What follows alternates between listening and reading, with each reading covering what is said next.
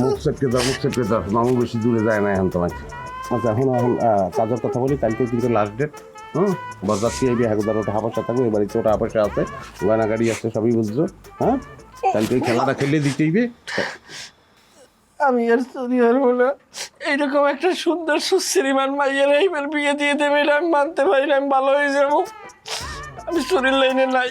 আচ্ছা ভালো মানুষ থাবড়াইয়া চোর বানাইছে, আমার কিন্তু কোনো প্রবলেম নেই।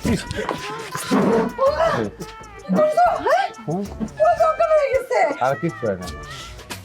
তোমরা পুলিশ দেখে দৌড় দিছো লাগে সন্ত্রাস, কি সন্ত্রাস? আমরা অস্ত্র থাই আমার অস্ত্র? ওই যে কোদাল, ওই যে খন্তা, এগুলো তো ধারালো অস্ত্র, তো সেই কারণে ভয়ে দৌড় দিয়েছি। এই কোদালের পাকড়ে 7 দিন আদত খাচ্ছিল আমার তো। আমি তার সেল পার্টনার। আরে এইসব কোনো অস্ত্র হইলো নাকি? এইসব কাছে থাকলে পুলিশ কিচ্ছু বলে না। আর তাছাড়া আমি চেয়ারম্যান না, আমার বাড়ি থেকে পুলিশ এসে তোমাকে ধরে নিয়ে যাবো? হ্যাঁ, এইটা কি কখনো হয় নাকি? আমি তো আগেই বলছিলাম যে মামা থাকতে কোনো ভয় নাই, ভয় নাই। তোরা খাওয়া ভয় পাও। মামা, ভয় নিয়ে একটা কবিতা আছে, আমি শুনাই? বলো, বলতে দেন মামা, বলতে দেন। শুনবো তোমার কবিতা, আমি শুনবো, সেটা তুমি পরে বলো। আগে আমার কিছু জরুরি কথা আছে, এটা বললেন। বলেন, জরুরি কথা বলেন মামা। শোনো, আগামীকালকে আমার মেয়ের বিবাহ। পাত্র কানাডায় থাকে, 3 মাসের ছুটি নিয়ে দেশে আসছে। কালকে ওরা 3-4 জন মিলা আমাদের বাড়িতে আসবে। কাল যদি সবকিছু ঠিকঠাক থাকে, তাহলে কালকে এই কাবিন কইরা আমার মাইয়ারে নিয়ে যাই। আলহামদুলিল্লাহ।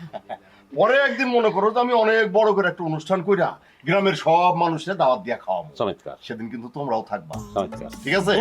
আর এই যে জামাই পক্ষ যে আসতেছে, অনেক ধরনের কাজ কাম আছে না? আচ্ছা। এই সব কাজ কাম তোমাকে করতে হইব, রান্নাও করতে হইব কিন্তু। হ্যাঁ, জি অবশ্যই, সাথে আনন্দ ফুর্তি হইব। কি অবশ্যই। পারবা না? পারবো, অবশ্যই জি পারবো। অবশ্যই। এই যে হইতে পারে না। কি হইতে পারে না? বিবাহ কেন হইতে পারে না? ওই আপনার যে সে দেশপ্রেমিক, তো দেশপ্রেমিক তো কি হয়েছে? ওই যে আপনার মেয়ে যে সে তো ওই বিবাহটা তো আপনি ঠিক করছেন, একটা ওই প্রবাসী ছেলে, কানাডা, সেরকম একটা ছেলে। তো সে দেশপ্রেমিক, তো একটু সেন্টিমেন্টাল পদের। তো ও আবার ওই যে দেশি ছেলে, এরা চিন্তা করতে আছে। হ্যাঁ, একটা প্রবাসী ছেলের দ্বারা বিয়ে দেবে, সেন্টিমেন্ট। এবার পাগল, তুই এত সেন্টিমেন্টাল ওকা কি তোর বুন? হ্যাঁ, এটা তোর বুন না, এটা হচ্ছে মামার আপন বুন, মামার আপন মেয়ে। সে বিবাহ দেখে আছে, তোর বুনের তুই দেশি গোলাপ দেবে বিবাহ দিবি। মামা যাক, এই পেশাল পুঁজি তো লাভ নাই। তাহলে এখন ওই যে বিবাহের যে ব্যবস্থাপনা, সেগুলো আমরা করব।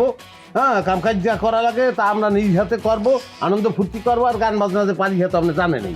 এখন এখানে যে লেনদেন হবে, যে টাকা, সেটা কি নগদ হবে না চেকে হবে? হ্যাঁ গো, কত দেবেন, তারপর গয়না কি দেবেন, সেগুলো আমাকে মানে সেগুলো হিসেব করছেন? কি কহ না কহ বুঝি না। আমি যৌতুক দেবো নাকি? আর শোনো, ছেলে পক্ষ মানে ছেলেরা খুব বড় লোক, এইসব কিছু তাদের দরকার নাই।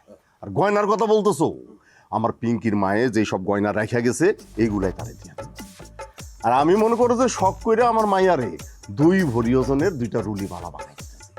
আর এই জায়গায় টাকা পয়সার কোনো ব্যাপার নাই, বললাম না, পাত্ররা খুবই বড় লোক, টাকা পয়সার কোনো কারবার নাই। দরকার নাই তো, গয়না কেটে দিলেই চলবো। দেবো আমি।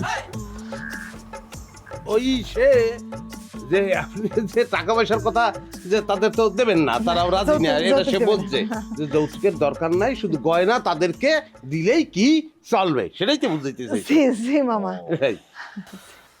আচ্ছা ঠিক আছে, তাহলে ওই কথা ওইটাই থাকলো। ঠিক আছে, হ্যাঁ ঠিক আছে। আমি একটু বাইরে যাইতেছি, আমার কাজ আছে। তোমরাও ঘরে যাও, আর কালকের জন্য প্রস্তুতি নাও। জি অবশ্যই মামা। মামু আসসালামু আলাইকুম। ওয়ালাইকুম আসসালাম। মুখ চেপকে দাও মামু বেশি দূরে যায় না এখন তোমাকে। আচ্ছা এখন কাজের কথা বলি, কালকে কিন্তু লাস্ট ডেট। বরযাত্রী এই হাগুদার ওটা হাফাসা থাকবে, এ বাড়িতে ওটা হাফাসা আছে, গয়না গাড়ি আছে, সবই বুঝছো। হ্যাঁ, কালকে ওই খেলাটা খেলে দিতেইবে। আমি আর চুরি হারবো না। এইরকম একটা সুন্দর সুশ্রীমান মাইয়ের এইবার বিয়ে দিয়ে দেবে, এটা আমি মানতে পারি না। আমি ভালো হয়ে যাবো, আমি চুরির লাইনে নাই। আচ্ছা ভালো মানুষ থাবড়াইয়া চোর বানাইছে, আমার কিন্তু কোনো প্রবলেম নেই। দরকার হয়ে গেছে। আর কিছু হয় না। কিচ্ছু হয় না, এরকম কত ফিল্মি অজ্ঞান হয়েছে আবার উঠছে। আপা আসসালামু আলাইকুম আপা, দেখছো আপা কি সুন্দর চেহারা আপা। কই কই ও হালার পালা